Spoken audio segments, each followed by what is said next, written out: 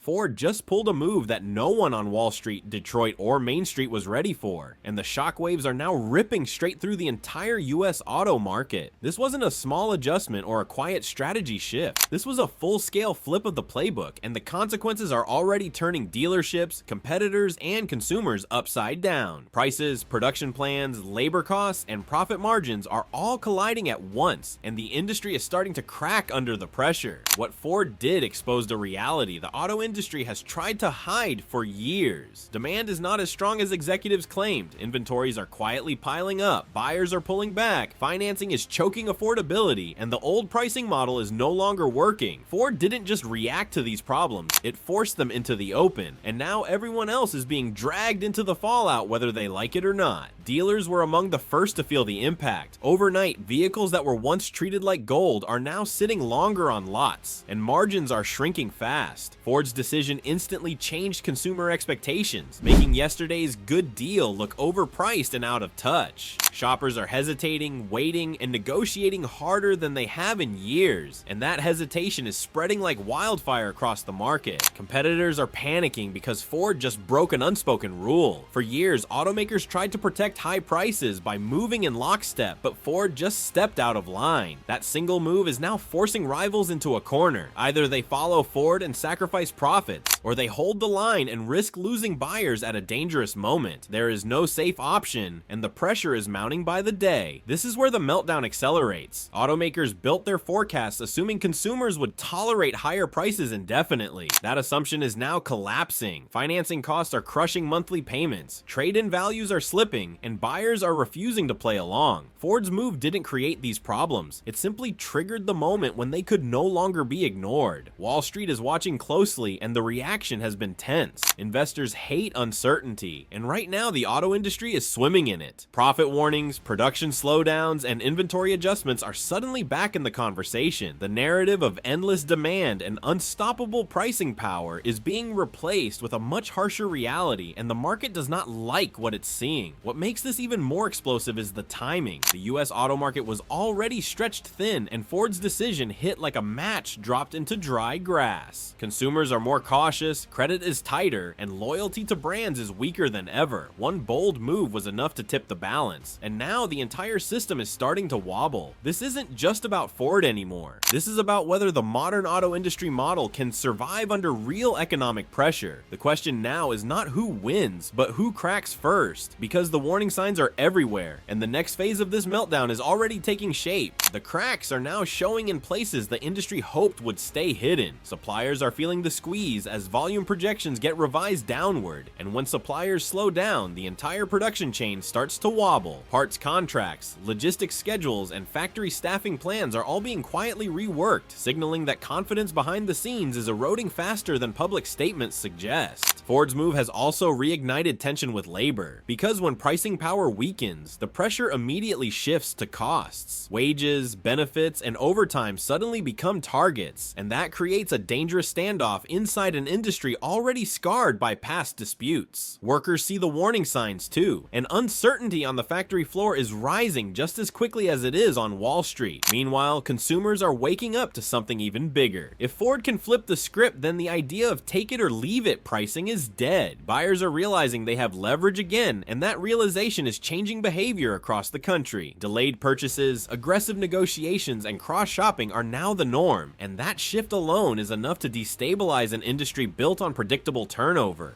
Dealerships are caught in the middle of this storm. Floor plan costs are climbing, inventory is aging, and sales tactics that worked during shortages are now backfiring. The longer vehicles sit, the more pressure builds, and that pressure is forcing discounts that were unthinkable just months ago. Each markdown reinforces the sense that prices are headed lower, feeding the cycle even further. Rivals are scrambling to control the narrative, but their options are shrinking. Some are quietly offering incentives, others are slowing production, and a few are gambling that loyalty will hold. None of these moves fix the core problem. Ford just proved that the market is far more fragile than anyone admitted, and once that illusion breaks, it rarely comes back quickly. The most dangerous part is what happens next if the slowdown deepens. Production cuts lead to layoffs. Layoffs weaken local economies, and weaker economies reduce demand even further. This feedback loop is exactly what the industry fears, yet the conditions for it are now lining up one by one. The auto market doesn't collapse overnight, it unravels step by step, and several of those steps have already been taken. Even the used car market is starting to feel the aftershocks. Values are slipping as new car pricing loses its grip, and that directly impacts trade-ins, loans, and consumer confidence. When people feel poorer on paper, they stop spending, and that hesitation spreads beyond cars into the broader economy. Right now, everything hinges on how far this shift goes, because if Ford holds its position and others follow, the pricing structure of the entire US auto market could be rewritten in real time, and the industry may not be ready for what comes next. The deeper this goes, the clearer it becomes that this is not a temporary correction, but a structural stress test the industry has avoided for years. Automakers designed their business models around constant growth, steady credit expansion, and consumers willing to stretch further every cycle. Ford's move just pulled the curtain back, revealing how little margin for error actually exists when any one of those pillars weakens. Executives are now being forced into emergency strategy meetings because the old assumptions no longer hold. Forecasts built on optimistic demand curves are being rewritten, and internal targets are quietly being lowered. Public confidence may sound steady, but behind closed doors, the tone is far more defensive as leaders brace for scenarios they hoped would never materialize. What's especially alarming is how quickly sentiment is shifting. The auto market runs as much on psychology as it does on numbers, and right now that psychology is turning cautious, even pessimistic. When buyers believe better deals are coming, they wait. When investors believe margins are at risk, they pull back. That hesitation alone can drain momentum faster than any single policy change. Ford's decision also challenges the dominance of premium pricing across the lineup. If value suddenly becomes the winning strategy, entire product portfolios have to be rethought. High trim models, add-on packages, and inflated MSRPs start to look like liabilities instead of profit engines. That kind of reset is painful, expensive, and slow, especially for companies already carrying heavy debt loads. The ripple effects don't stop at manufacturing. Advertising budgets, dealership expansions, and technology investments are all being reevaluated. When uncertainty rises, spending freezes, and that freeze reaches far beyond the auto sector. The US economy is deeply intertwined with vehicle sales, and any sustained slowdown here sends warning signals across multiple industries at once. At the center of all this is a single uncomfortable truth. The auto market was priced for perfection in an imperfect world. Ford's move didn't break the system, it exposed how fragile it already was. Now the industry is being forced to adapt in real time, under pressure, with little room for mistakes. And as this shift continues, the biggest question isn't whether prices come down or production slows. It's how long consumers, workers, and investors are willing to tolerate the uncertainty. Because once confidence fully cracks, the next phase of this meltdown becomes impossible to contain. That uncertainty is now seeping into decisions that were once automatic. Buyers who would normally replace a vehicle every few years are holding on longer, repairing instead of upgrading, and watching the market from the sidelines. This behavior may seem small on its own, but multiplied across millions of households, it drains volume from an industry that depends on constant turnover to survive. Automakers are also confronting a brutal timing problem. Massive investments in electrification, software, and factory retooling were planned under the assumption of strong cash flow and stable pricing. As margins tighten, those investments become harder to justify, yet pulling back risks falling behind technologically. Ford's move has effectively forced the entire industry to choose between short-term survival and long-term competitiveness. Credit markets are adding fuel to the fire. Lenders are becoming more selective, approval rates are tightening, and longer loan terms are no longer masking affordability issues. Monthly payments are now front and center in every purchase decision, and for many buyers, the math simply doesn't work. When financing breaks down, demand follows, and no amount of marketing can fix that. Dealers are starting to change behavior in response. Some are cutting staff, others are renegotiating leases, and many are preparing for a leaner year ahead. These are not moves made out of confidence. They are defensive steps taken when momentum stalls. Each adjustment signals to the market that conditions are worsening, reinforcing the cycle of caution. The competitive landscape is becoming more volatile by the week. A single incentive from one automaker can now trigger immediate responses from others, creating rapid-fire price adjustments that confuse buyers and compress margins. Stability has been replaced with reaction, and reaction is a dangerous way to run a capital-intensive industry. Ford's role in all of this remains central. If the company doubles down, it could force a full-scale reset across the market. If it retreats, it risks signaling weakness at a moment when perception matters most. Either path carries consequences, and every competitor is watching closely, ready to react. What's unfolding is a slow-motion reckoning. The excesses of the past few years are colliding with economic reality, and the adjustment is proving far more painful than anyone expected. The longer this drags on, the more damage accumulates beneath the surface, setting the stage for the next shock that could push the US auto market even closer to the edge. Behind the headlines, the data is starting to tell a story that words can't soften.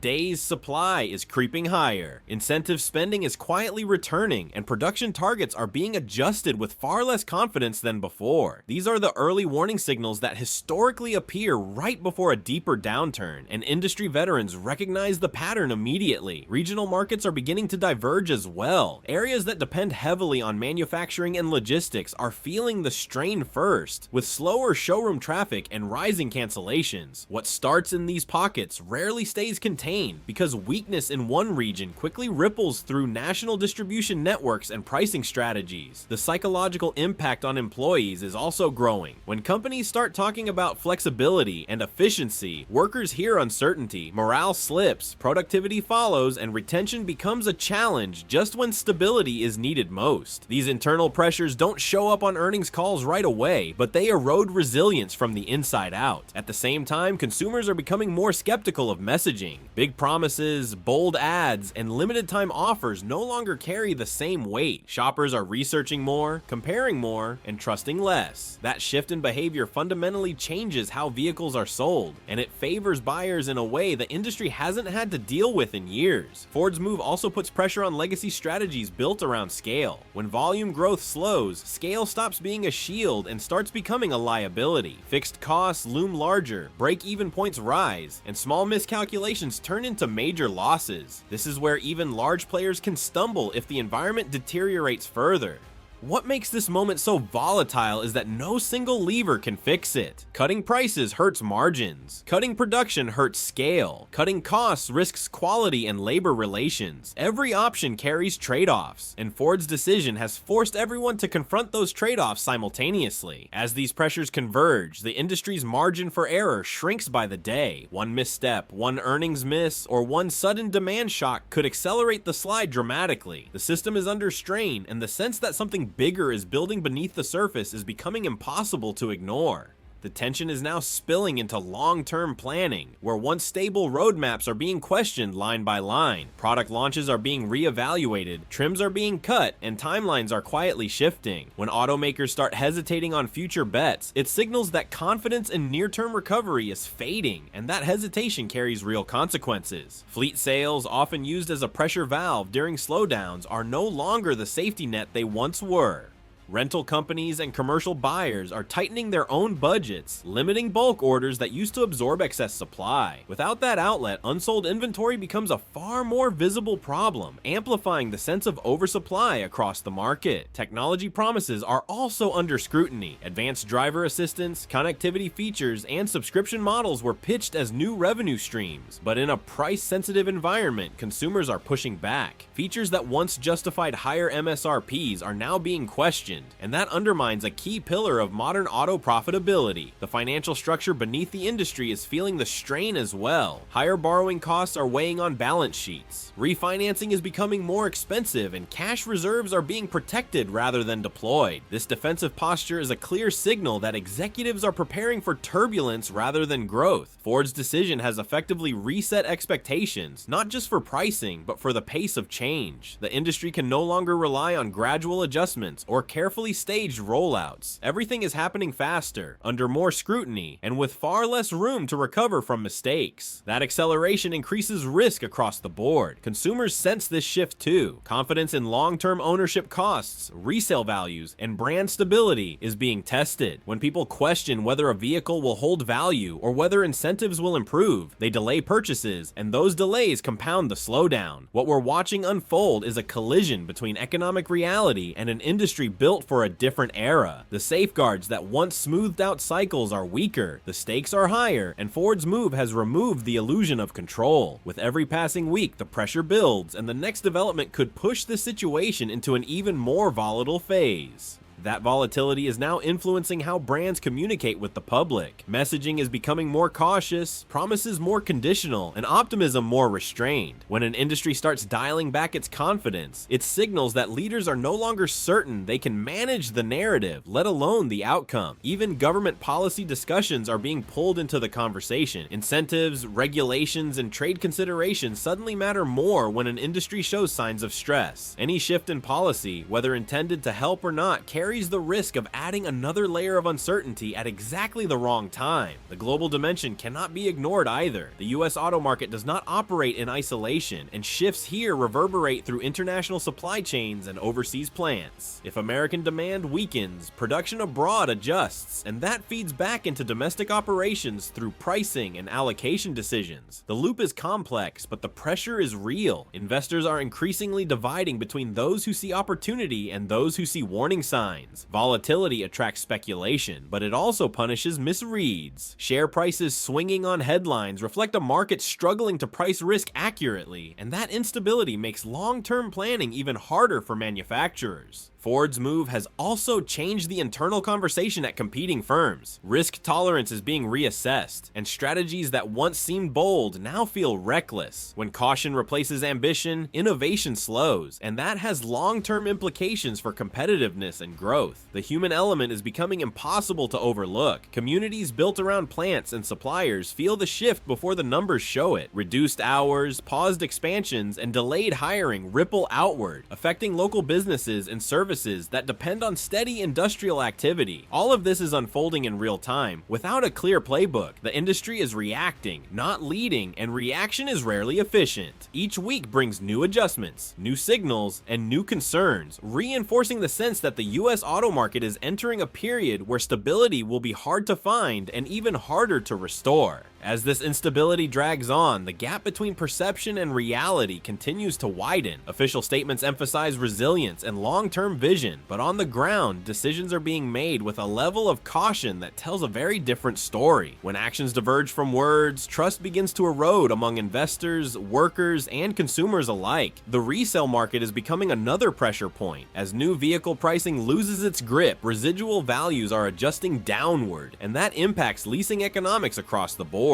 Higher lease payments or reduced availability further limit options for buyers who once relied on leasing as a bridge to affordability, tightening demand even more. Automakers are now forced to confront the risk of overcapacity. Plants built for peak demand cannot easily scale down without incurring losses, and mothballing facilities is both costly and politically sensitive. These structural challenges don't disappear with a single good quarter. They linger and compound as conditions remain uncertain. Ford's decision has also exposed how interconnected pricing strategies really are. One major shift at a single company can unravel years of coordinated behavior across the industry. That loss of alignment makes it harder to stabilize the market because no one wants to be the first to blink, yet everyone feels the pressure to move. Consumer psychology is shifting towards skepticism rather than excitement. Vehicle launches that once generated buzz are now met with questions about value and timing. That change undermines one of the industry's most powerful tools, the ability to create urgency and desire, replacing it with patience and hesitation. Financial analysts are starting to revise long-term assumptions, lowering growth projections, and raising risk premiums. These changes may seem abstract, but they influence everything from stock valuations to executive compensation and capital allocation. When expectations reset, the entire ecosystem adjusts around them. What's most striking is how quickly this transformation is happening. The auto market is known for cycles, but this feels less like a cycle and more like a reckoning. Ford's move accelerated a process that was already underway, and now the industry is struggling to keep pace with the consequences as the situation situation continues to evolve. That reckoning is now forcing hard conversations about identity and positioning. Brands that built their image on premium pricing and constant upgrades are questioning whether that strategy is sustainable in a market where value and restraint are taking center stage. Rebranding, repositioning, and even simplifying lineups are no longer theoretical discussions. They are becoming operational necessities. The supply chain is adapting in real time, and not without friction. Lower volume expectations mean renegotiated contracts, reduced orders, and tighter margins for suppliers who are already operating on thin lines. When suppliers struggle, quality risks rise, timelines slip, and costs can spike unexpectedly, adding yet another layer of instability. Marketing strategies are shifting as well. Instead of pushing aspirational messaging, automakers are emphasizing reliability, ownership costs, and practicality. This change reflects a deeper understanding that consumers are no longer buying into hype. They are buying into security. That pivot may protect demand in the short term, but it also signals a sobering change in tone.